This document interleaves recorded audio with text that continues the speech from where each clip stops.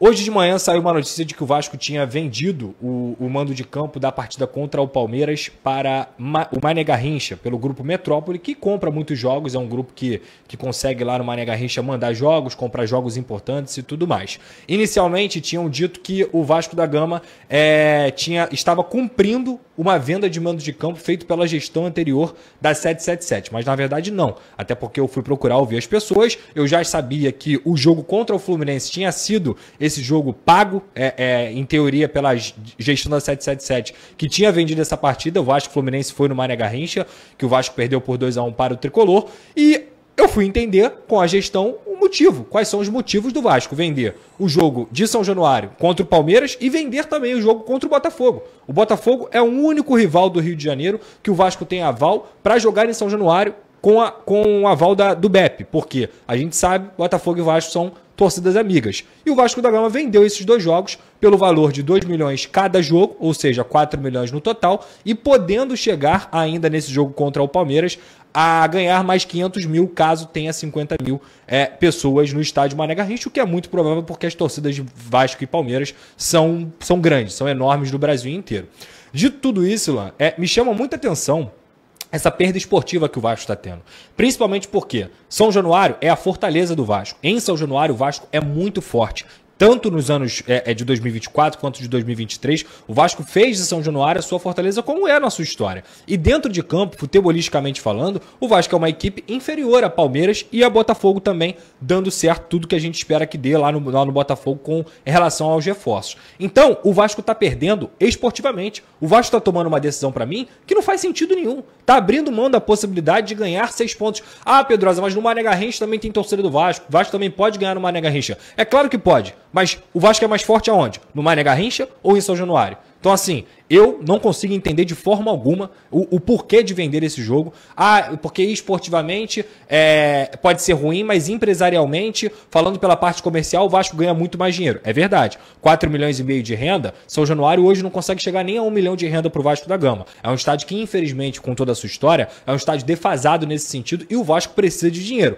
Mas então, isso é um recado para a diretoria, se comunica com o torcedor. Explica para o torcedor por que vocês estão vendendo o jogo. Explica direitinho o porquê que vocês estão, quanto vocês estão ganhando, o porquê de vocês estarem fazendo isso, porque vocês querem também explorar mais um pouco o torcedor off-Rio, que eu acho legal pra caramba, porque em Vasco tem torcedor em Brasília tem muito torcedor do Vasco, mas cadê a comunicação do clube? Aí sabe o que acontece? Sem um monte de ruído de informação, um monte de informação totalmente jogada, porque o Metrópole é um grande veículo também, e obviamente essa informação ia vazar, em vez do Vasco se proteger com uma comunicação decente e clara com o seu torcedor, toma pancada e continua tomando pancada e continua tomando pancada. Então assim, Ilan, até atrelando a análise do Campeonato Brasileiro, a expectativa do Vasco para o Campeonato Brasileiro, o Vasco, na minha visão, ele não está entre os 4 melhores, ele não está entre os 6, ele não está entre os 8, mas ele está entre os 12. Se você for olhar o elenco do Vasco da Gama, eu não consigo encarar o elenco do Vasco como uma equipe que vai brigar para não cair. Muito pelo contrário, eu vejo como uma equipe que pode brigar por uma pré-Libertadores. Sabe qual é o problema? Desses 12 que eu citei aqui, concordando ou discordando, o Vasco é o que mais tem potencial inflamável para a crise. E a cada vez que essa diretoria toma decisões erradas, ela acaba novamente trazendo esse produto inflamável para dentro da torcida, que já vai para o jogo contra o Santos com uma certa insatisfação com o Carille, com a certa insatisfação com a diretoria, que tem duas missões grandes, a diretoria e a gestão do Pedrinho, que é a primeira, vender o Vasco da Gama. Porque o Vasco da Gama não tem que ser revenda já, na minha visão, como parte da torcida tem se mobilizado, e que isso é completamente normal. Revenda já, a torcida pode fazer o que ela quiser, mas você está dando carta branca para vender para qualquer um.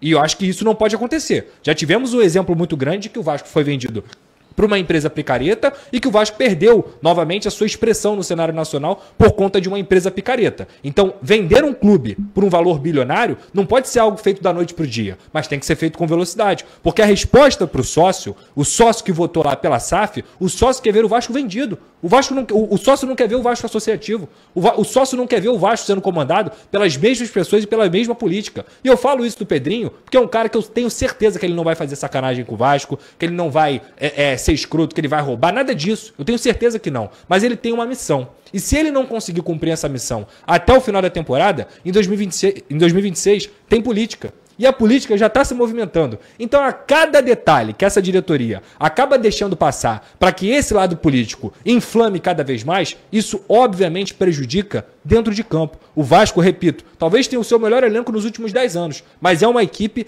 que tem um potencial inflamável de crise muito por conta não só dos problemas que são dos últimos 20 anos, mas também por falta de comunicação. A diretoria do Vasco tem que se comunicar, seja para venda, quanto à segunda missão, que é a reforma de São Januário. Há vídeo na Vasco TV, acho importante, mas é uma comunicação indireta. O Pedrinho não dá coletiva desde dezembro. Eu acho que ele tem que se comunicar com o torcedor, seja ele, seja o Amodeu, o Marcelo Santana, todo mundo que está envolvido nessa questão. Então, se o Vasco não começar a se comunicar melhor com o seu torcedor, cada vez mais esse produto inflamável vão estar atacando gasolina.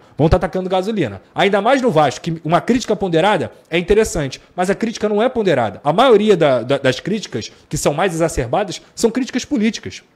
Só que essa diretoria tem que acordar. Essa diretoria tem que entender que, enquanto não se comunicar com o torcedor, o vascaíno vai cada vez mais para cada jogo, para cada Campeonato Brasileiro, para cada Copa do Brasil, para cada Copa Sul-Americana, cansado. Cada vez mais cansado, cada vez mais desanimado. Então, fica o recado. Primeiro, discordo completamente da venda de mando de campo, por mais que seja questão financeira, não consigo entender o Vasco vencendo o Palmeiras e o Botafogo fora de casa, a chance é mínima, podendo jogar em São Januário essa chance aumenta muito. E outra, tem que se comunicar. Enquanto não se comunicar decentemente, vai ficar tomando porrada e isso vai prejudicar o Vasco dentro de campo. Um time que poderia estar ali brigando por uma pré-Libertadores facilmente vira uma crise. E isso, obviamente, é problema da comunicação.